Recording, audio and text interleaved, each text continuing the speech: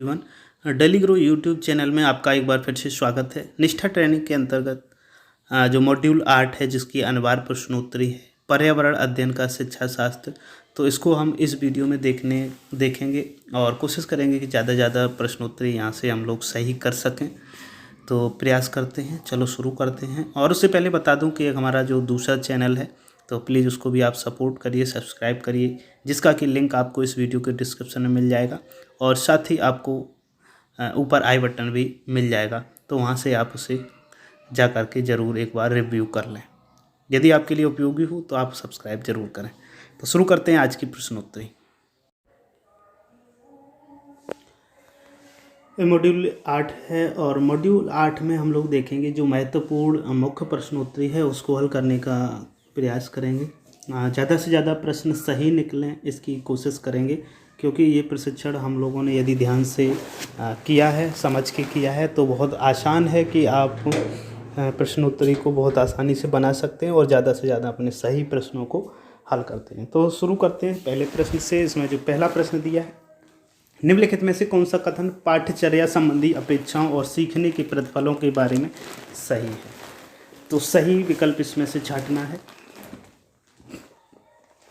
तो इसमें यदि पाठ्यचर्या संबंधी अपेक्षाओं और सीखने के प्रतिफल के बारे में अगर बात की जाए तो सबसे सही जो होगा, प्रत्येक कक्षा के सीखने के प्रतिफल अलग होते हैं। तो ये बिल्कुल सही, हर कक्षा के लिए अलग होते हैं सीखने के प्रतिफल। तो इसको सही करने के बाद आगे बढ़ते हैं। कक्षा 1 और 2 में पर्यावरण अध्ययन जो होता है वो किस प्रकार पढ़ाया जाता है? तो ये भाषा और गणित के एक साथ पढ़ाया जाता है, यानी कि दूसरा इसका विकल्प सही है। तो दूसरे को सही करने के बाद आगे बढ़ते हैं। प्रत्येक स्तर पर पर्यावरण अध्ययन के सीखने सिखाने के उद्देश्यों में शामिल नहीं किया जाता है। तो देखिए, सीखने सिखाने प्राथमिक स्तर पर अगर बात की जाए और सीखने सिखाने की बात की जाए तो किसी भी चीज़ को बच्चे को रटाने की बात नहीं की जाती है। तो इसलिए वैज्ञानिक नियम याद करने में मदद करना, याद नहीं करना है।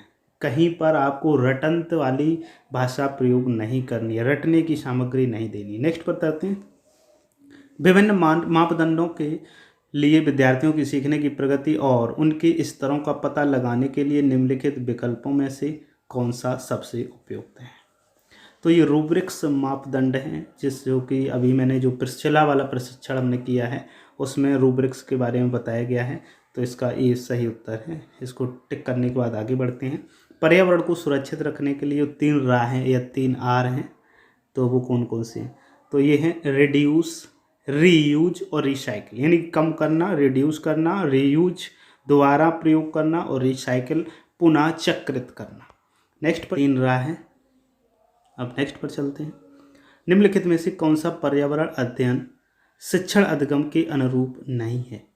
तो कौन सा पर्यावरण अध्ययन जो शिक्षण अधिगम के अनुरूप नहीं है, वो है आपका तीसरा, यानी कि प्रत्येक बच्चा अपनी पाठ्यचर्या का सर्जन करता है।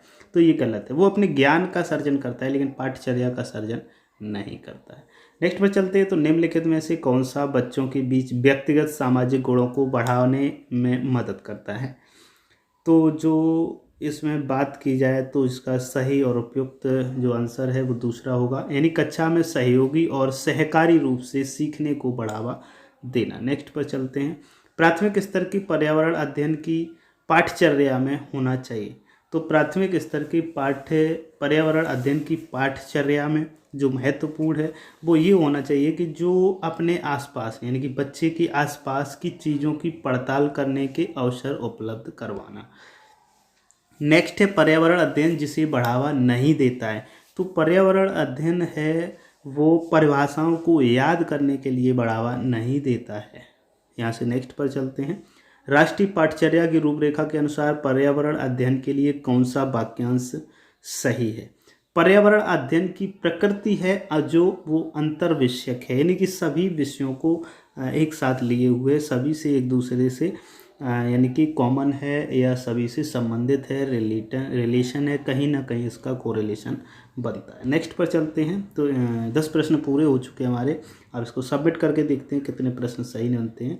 तो यहाँ से हमने जब सबमिट किया तो यहाँ से आप स्कोर देख सकते हैं और अंदाज़ा लगा सकते हैं कि आप इस प्रकार से यदि करते हैं प्रश्नों को तो आप ज़्यादा से ज़्यादा सही कर पाएंगे। तो उम्मीद करता हूँ ये वीडियो आपको पसंद ज़रूर आया होगा।